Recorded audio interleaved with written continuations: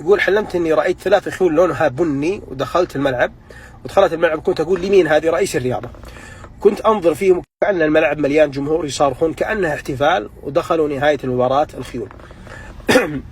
الخيل كما قال عليه الصلاة والسلام معقود بنواصيها الخير إلى يوم القيامة، إذن الخيل هي معقود فيها يعني مرتبط فيها الخير، فهنا الرؤية تدل على الخير الذي سيقع في هذه المباراة، وكونها 3 فأظنها فوز والله أعلم، لأن النقاط فيها 3، أو يقاس على هذا تعادل بطعم الفوز فيكون فيه تأهل.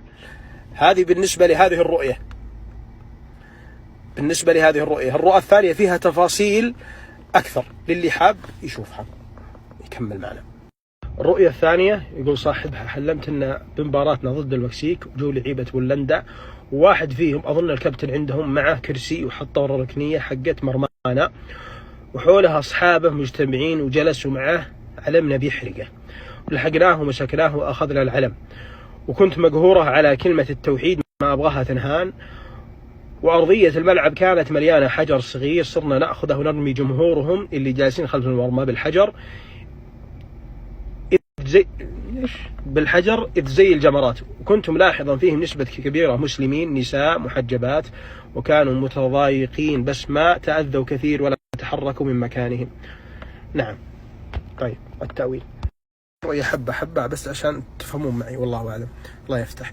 يقول حلمت أن مباراتنا ضد المكسيك، هذا وسط المباراة وقت اللعب، وجو لعيبة بولندا واحد فيهم أظن الكابتن عندهم وحط كرسي حط ورا الركنية حقت مرمانا وحولها أصحابه مجتمعين، يعني هم خارج الصندوق.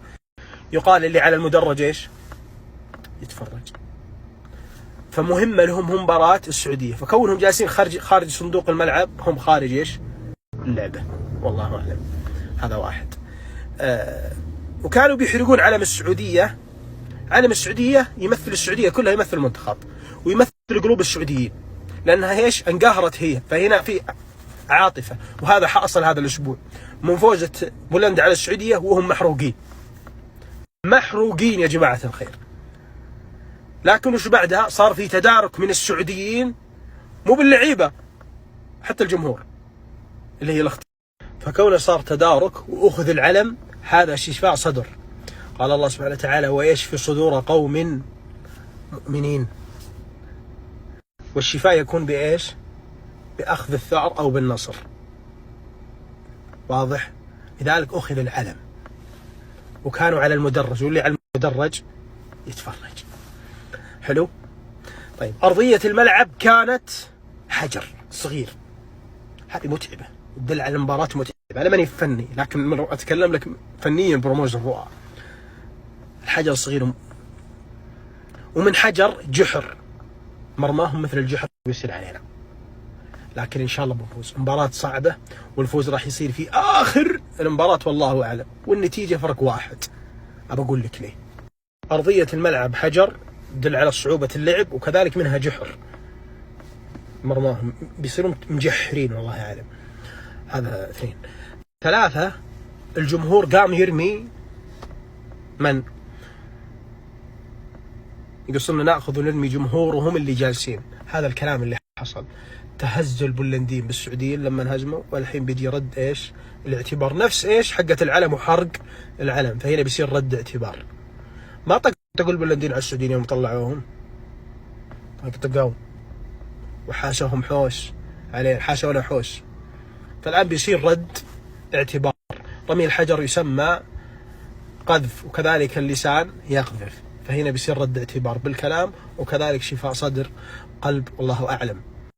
الرؤية الثالثة وهي أصعب الرؤى، اللي طلب مني صاحب أحذفها، لكن أنا أقول يا جماعة الخير اللي يرسل رؤيته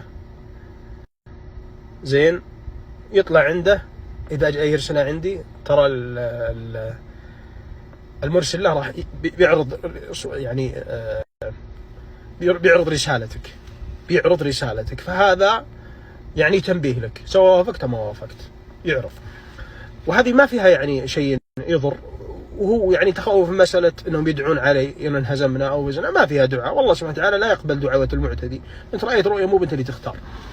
هذا بالنسبة صاحبنا ولا فيها شيء، إن شاء الله أنها مبشرة.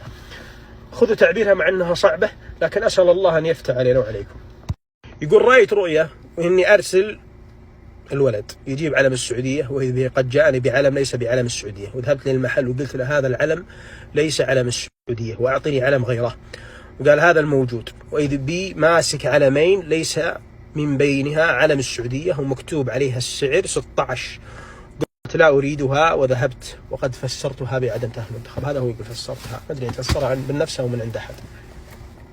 طيب اللي يظهر لي من الرؤية تعبيرا أن المنتخب بيتأهل لدور ال16 وراح يطلع، هذا تعبير. الشرح: أرسلت ولدي، حنا نقول للسعوديين لعيبتنا عيالنا، كسر عيالنا يوم مباراة بولندا، حتى نزلت تغريدة قلت تراهم مثل السلم طوال، تراهم يضربون امهم فوق، كسر عيالنا، والله كسر عيالنا. لذلك قال أرسلت ولدي، ولده يمثل ايش؟ لعيبة السعودية. يجيب علم السعودية، يرفع علم السعودية، فالعلم يدل على العلم والارتفاع، يقول علم على رأسه جبل فيدل على العلو والارتفاع. طيب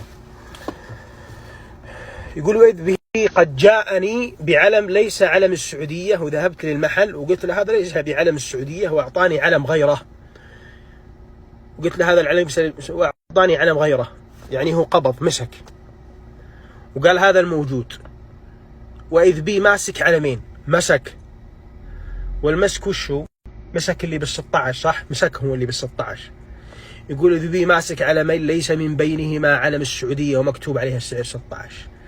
مسك علمين ب16، شو معناته؟ وصل لدور ال16، فهو مسك ثم الرد أفلت، يطلع من ال16. واضح؟ وقلت لا أريدها، طلع ترك. عطور شوبارد الملكية، روز وعود.